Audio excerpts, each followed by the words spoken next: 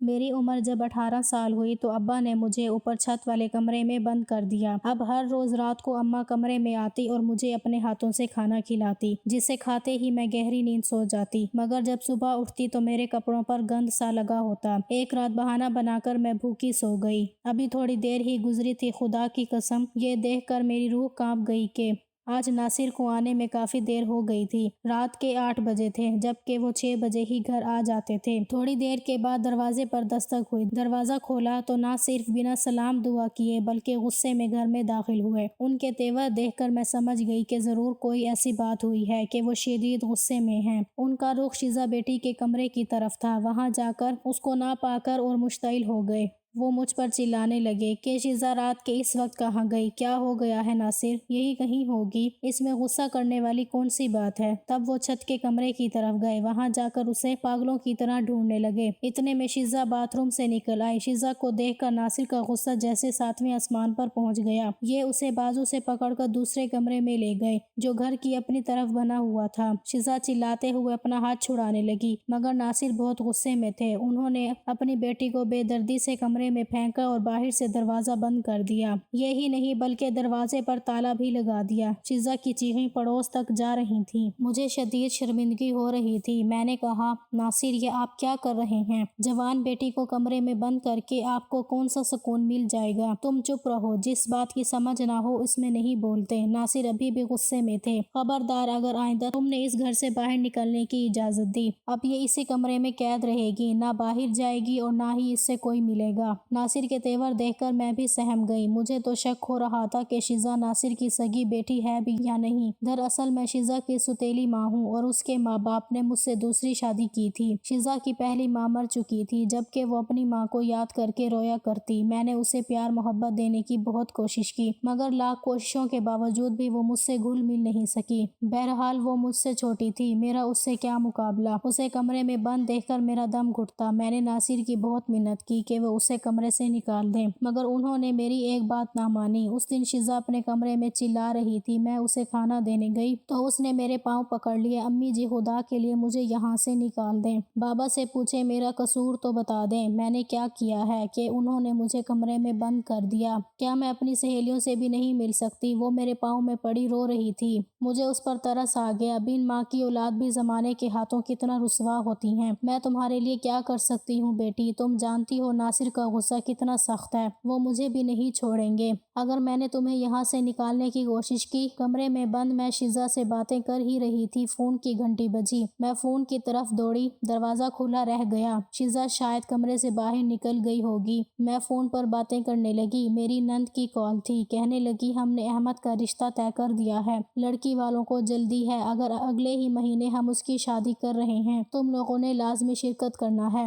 نند کی طرف سے احمد کی شادی کی خوشخبری سن کر میں سوچنے لگی کہ شیزا کو اپنے ساتھ شادی پر لے جاؤں۔ یقیناً اس کے بابا اتنی قریبی گھر کی شادی میں اسے جانے سے نہیں روکیں گے۔ تبھی میری توجہ شیزا کے کمرے کی طرف گئی۔ دیکھا تو وہ کمرے میں موجود نہیں تھی۔ میرا دل دھک سے رہ گیا۔ میں بھاگتی ہوئی اس کے کمرے میں گئی تو دیکھا وہ فرش پر اوندھی پڑی رو رہی تھی، جبکہ اس کے ہاتھ میں ایک چھوٹا سا کاغذ کا ٹکڑا بھی تھا۔ میں نے بڑی مشکل سے اسے وہاں سے اٹھایا، مگر شیزا اپنے کمرے سے نکلنے کو تیار نہ ہوئی۔ بالآخر مجبور ہو کر میں نے اس کے کمرے کو تالا لگا دیا۔ رات کو ناصر آئے، شیزا کا پوچھا تو میں نے بتا دیا کہ اس کا دل گھبرا رہا تھا، اس لیے اسے اس کے کمرے میں بند کر دیا ہے۔ وہ بولے یہ وہاں سے نکلنے نہ پائے، باہر کی کھڑکی کو بھی تالا لگا دو۔ میں ہرگز برداشت نہیں کروں گا کہ میری بیٹی کے بارے میں کوئی بات کرے۔ بہتر ہوگا کہ تم اسے سنبھالو، ورنہ مجھ سے کسی قسم کی امید مت رکھنا۔ اپنے شوہر کی بات کا مان بھی رکھنا تھا، اپنی بیٹی کو ظلم سے بھی بچانا تھا۔ میں نے حامی بھر لی، مگر اگلے ہی ہفتے احمد کی شادی تھی۔ میں نے اپنے شوہر سے بات کی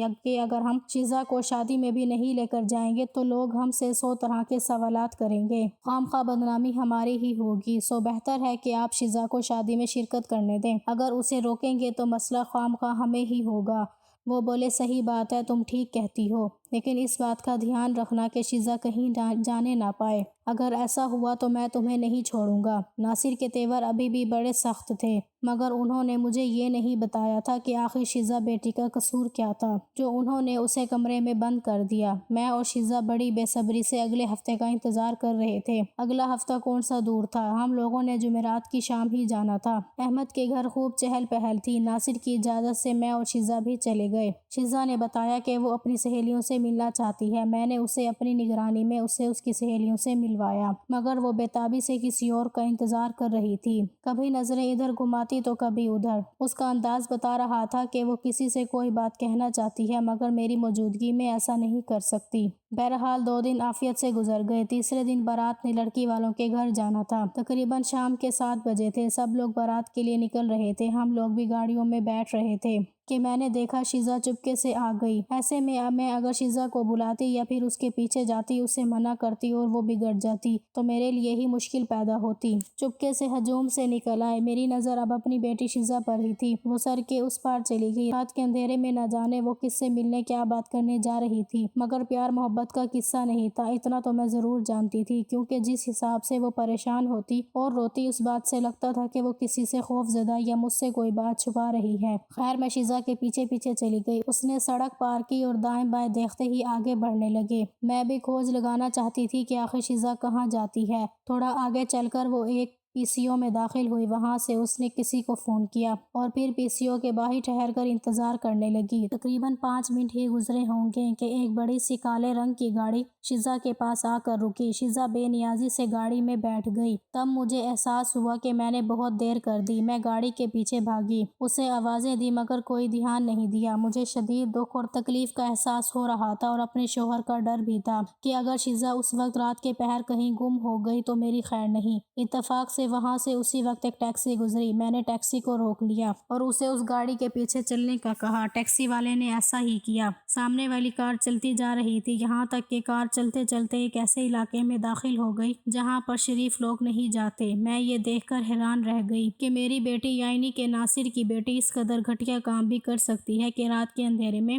اس بازار آئے جہاں پر شریف جانا تو دور وہاں کا نام لینا بھی پسند نہیں کرتے، مگر میں مجبور تھی کہ میری بیٹی وہاں جا رہی تھی۔ ٹیکسی والا بھی سمجھ گیا تھا کہ یہ کون سا علاقہ تھا۔ آس پاس سے آتی موسیقی کی آواز اور ہر دروازے میں کھڑی ایک خوبرو حسینہ جس کے کپڑے نیب تھے، یہ دیکھ کر صاف اندازہ لگایا جا سکتا تھا کہ یہ علاقہ کون سا ہے۔ ٹیکسی والا اب کچھ ہچکچا رہا تھا۔ گاڑی آگے بڑھتی ہی جا رہی تھی، یہاں تک کہ وہ ایک خوبصورت سے بنگلے کے سامنے جا کر رک گئی۔ یہ بڑا عالیشان گھر تھا، اس کے آگے 2 سیکیورٹی گارڈ بھی تھے اور اس گھر کے سامنے کا ماحول بڑا عجیب لگ رہا تھا۔ میں نے ٹیکسی ڈرائیور سے کہا کہ مجھے تھوڑا آگے اتار دو۔ کہنے لگے، بی بی جی یہ محلہ آپ کے لیے ٹھیک نہیں ہے، آپ شریف گھرانے کی عورت لگتی ہیں، میں تو آپ سے یہی کہوں گا کہ آپ یہاں مت جائیں ورنہ آپ کے لیے مشکل ہو سکتی ہے۔ میں جانتا ہوں آپ اس لڑکی کے پیچھے پیچھے یہاں آئی ہیں یا پھر اس آدمی کے لیے، لیکن جب یہ یہاں سے نکلیں گے تو تب آپ ان سے بات کر لیجئے گا، اندر جانا صحیح نہیں ہوگا۔ ڈرائیور کی بات صحیح تھی، میں ایسے ماحول میں کبھی نہیں گئی تھی، سو میں باہر رک کر ہی شیزا کا انتظار کرنے لگی، مگر بنگلے کے سامنے کھڑے 2 سیکیورٹی گارڈ نے ہمیں دیکھ لیا اور ہماری گاڑی کے پاس آ کر ہمیں یہاں سے جانے کا کہنے لگے۔ تب ڈرائیور نے گارڈ سے بچنے کے لیے چندہ پائی نامی کسی عورت کا نام لیا، گارڈ سے کہا کہ وہ اس کا انتظار کر رہا ہے۔ اب گارڈ کی نظر مجھ پر گئی، مگر ان لوگوں نے مجھے کچھ نہ کہا۔ بہرحال ہم لوگ وہاں کتنی دیر رہ سکتے تھے؟ 1 گھنٹہ گزر گیا۔ جب شیزا باہر نہ آئی تو میرے ہاتھ پاؤں پھولنے لگے۔ میں نے ڈرائیور سے کہا کہ مجھے جا کر وہاں پتہ کرنا ہے کہ میری بیٹی شیزا کہاں گئی۔ بولا یہ لوگ بہت سخت ہیں، ایک بار جو یہاں چلا جاتا ہے اس کے لیے باہر کے راستے بند ہو جاتے ہیں، بہتر ہے کہ آپ گھر چلی جائیں۔ ڈرائیور کے مشورے پر میں وہاں سے واپس تو آ گئی، مگر میرے دل کی دنیا لٹ گئی تھی۔ سمجھ نہیں آ رہا تھا کہ ناصر سے کیا کہوں گی کہ شیزا کہاں گئی ہے۔ تب میں نے اپنی ایک اور رشتہ دار خاتون کو رازدار بنا لیا اور اسے بتایا کہ شیزا اس جگہ گئی ہے جہاں پر شریف جانا گوارا نہیں کرتے۔ شاہین آنٹی نے مجھے تسلی دی اور بولی ایسے معاملوں میں لڑکیاں لڑکوں پر اعتبار کرتی ہیں جو انہیں ٹھکانوں تک لے جاتے ہیں اور پھر ان کی زندگیاں تباہ کر دیتے ہیں۔ لازمی شیزا کے ساتھ بھی ایسا ہی ہوا ہوگا، مگر اچھی بات یہ ہے کہ تم اس کوٹھے کا پتہ جانتی ہو، اب ہم اسے وہاں سے بازیاب بھی کروا سکتے ہیں اور پولیس کی مدد سے کارروائی بھی کر سکتے ہیں۔ مگر میں جانتی تھی کہ شیزا کسی سے پیار نہیں کرتی، ورنہ وہ مجھ سے ضرور کہتی۔ اگر اس نے کسی لڑکے سے شادی کرنا ہوتی عموماً وہ اپنے باپ سے ہر بات کہہ دیا کرتی تھی، مگر کچھ ایسا ان دونوں کے بیچ میں تھا جس پر یہ بات نہ کرتے تھے۔ شیزا بھی خاموش ہو جاتی اور میرے آنے پر ناصر خود بھی خاموش ہو جاتے، اس کے ساتھ جا چکے تھے۔ رات کے 10 بجے تک بارات واپس لوٹی۔ دلہا دلہن کے ساتھ مل کر بچے رسم کرنے لگے تو ناصر بولے اب ہمیں گھر چلنا چاہیے، یہاں زیادہ دیر رکنا ٹھیک نہیں۔ گاڑی میں بیٹھنے لگے تھے کہ وہ شیزا کا پوچھنے لگے۔ میں خاموش رہی، بالآخر انہیں ساری کہانی بتا دی۔ میری بات سن کر وہ غصے سے پاگل ہو گئے، مجھے برا بھلا کہا اور خوب غصہ کیا، پھر سر پکڑ کر بیٹھ گئے۔ مجھے بہت پچھتاوا ہو رہا تھا کہ یہ میں نے کیا کر دیا۔ بہرحال میں نے انہیں مشورہ دیا کہ ہمیں تھانے چلنا چاہیے، بھلے بدنامی ہو، لیکن ہماری بیٹی تو واپس آ جائے گی۔ شوہر بولے کہ ایسا کرنا صحیح نہیں ہوگا، میں پہلے خود وہاں جاؤں گا، لیکن مسئلہ یہ تھا کہ ناصر کو اس جگہ کا نہیں پتہ تھا جو میں نے دیکھی تھی۔ مگر میری حیرت کی انتہا اس وقت نہ رہی جب ناصر بولے کہ میں جانتا ہوں بازار حسن میں وہ کہاں اور کس کے پاس گئی ہے، اور یہ بھی جانتا ہوں کہ کیوں گئی ہے۔ انہوں نے مجھے گھر ڈراپ کیا اور خود شیزا کو لینے چلے گئے۔ میں ان کی ہوئی باتوں پر غور کرنے لگی۔ میں سوچنے لگی کہ آخر بازار حسن میں ایسا کیا ہے کہ بیٹی بھی وہاں جا بیٹھی اور باپ کو اس کے ٹھکانے کا پتہ ہے۔ دل میں کئی بار خیال آیا کہ شاید شیزا ناصر کی سگی بیٹی نہ ہو۔ رات کے 1 بجے دروازے پر دستک ہوئی۔ میں نے دروازہ کھولا، باہر باتوں کی آوازیں آ رہی تھیں۔ میں نے دیکھا سامنے شیزا اور ناصر کھڑے تھے، ان کے ساتھ ایک ادھیڑ عمر عورت بھی کھڑی تھی جو تقریباً 38-39 سال کی ہوگی، مگر اس کے چہرے پر کافی جھریاں تھیں۔ وہ بہت اداس اور بیمار دکھائی دے رہی تھی۔ کچھ نہ سمجھتے ہوئے میں نے ان لوگوں کو اندر آنے کا کہا۔ ناصر اپنے کمرے میں چلے گئے، جبکہ شیزا اس عورت کے ساتھ دوسرے کمرے میں گئی۔ میں ان دونوں کی باتیں سننے ان کے پیچھے پیچھے گئی، جبکہ یہ دونوں ایک دوسرے سے لپٹ کر رو رہی تھیں۔ لگ رہا تھا کہ یہ دونوں ایک دوسرے کو کافی عرصے سے جانتی ہیں۔ میں نے ان لوگوں کو اس وقت کچھ نہ کہا اور خود بھی سونے چلی گئی۔ ناصر مجھ سے ناراض تھے، انہوں نے مجھ سے ذرا بھی کلام نہ کیا، خود سو گئے۔ صبح اٹھے تو ناشتہ کیے بنا ہی آفس چلے گئے، جبکہ میں شیزا کا ناشتہ بنانے لگی۔ وہ کس قدر جلدی میں لگ رہی تھی، بولی مجھے ابھی ناشتہ کرنا ہے، ذرا جلدی کر دیجئے۔ ان کی حالت صحیح نہیں ہے۔ کن کی حالت صحیح نہیں ہے؟ آپ جلدی کریں، زیادہ دیر مت کریں، باتیں نہ بنائیں۔ شیزا کے لہجے میں تلخی تھی۔ میں نے جلدی میں اسے چائے بنا کر دی، وہ چائے لے کر فوراً سے چلی گئی، پھر بھاگتی ہوئی آئی، پانی کا گلاس بھی لے گئی۔ اسے گئے ہوئے 2 منٹ ہی گزرے تھے کہ اس کے کمرے سے چیخنے کی آواز آئی۔ میں بھاگتی ہوئی گئی تو دیکھا وہ اس عورت کے سینے پر سر رکھ کر رو رہی تھی، جبکہ عورت کا سر ایک طرف کو ڈھلکا ہوا تھا اور اس کی آنکھیں پتھرائی ہوئی تھیں، یعنی کہ اب وہ اس دنیا میں نہیں رہی تھی۔ میں نے شیزا کو بڑی مشکل سے سنبھالا۔ عورت کا وجود مرجھا گیا تھا، لگ رہا تھا اس کی زندگی کی سانسیں پوری ہو چکی ہیں۔ میں نے ناصر کو فون کر کے صورتحال سے آگاہ کیا۔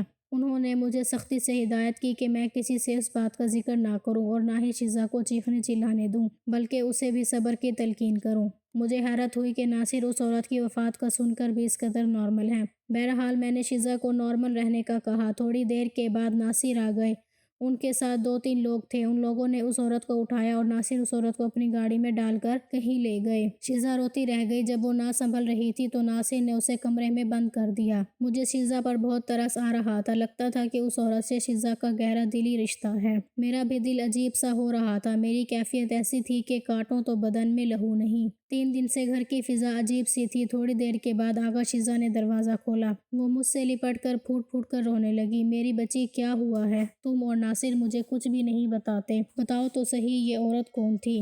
تب شیزا نے مجھے رو رو کر بتایا کہ اس عورت سے اس کا گہرا رشتہ تھا اور یہ کوئی اور نہیں بلکہ اس کی سگی ماں تھی۔ یہ سن کر میرے پاؤں تلے سے زمین نکل گئی کہ ناصر نے تو مجھ سے کہا تھا ان کی پہلی بیوی فوت ہو گئی ہیں۔ اس بات کا میرے دل میں بہت دکھ تھا کہ ناصر نے مجھ سے جھوٹ کہا ہے۔ خیر اس وقت شیزا کو تسلی دینا زیادہ اہم تھا۔ شام تک وہ سنبھل گئی تھی، مگر اس کی آنکھوں کے نیچے رو رو کر حلقے پڑ چکے تھے۔